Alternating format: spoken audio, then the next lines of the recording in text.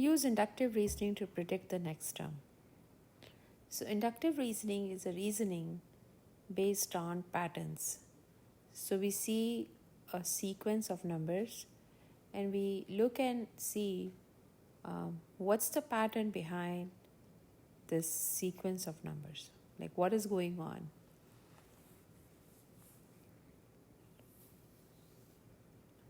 So that we can predict the same pattern and predict the next number.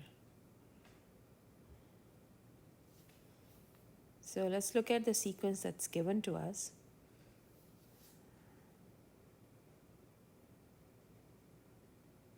So 2, 7, -3, so +2, -8, -3, -13, -8, -18. So we're going to see what the behavior is.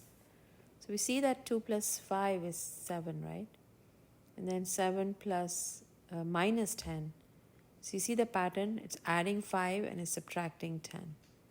It's adding 5 and it's subtracting 10. So it's alternating with the pattern. Okay, so the next one is going to be -18 plus 5, right? Because the next term should be plus 5. So -18 plus 5, which gives you -13.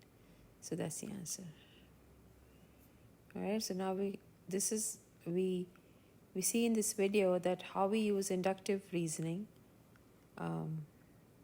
which means we basically see the pattern, and based on the pattern we predict the next term.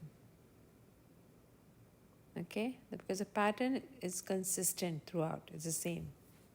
It has to be repetitive.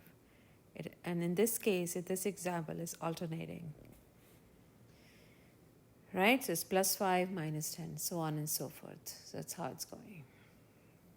Right, so this is how we use inductive reasoning to predict the next term.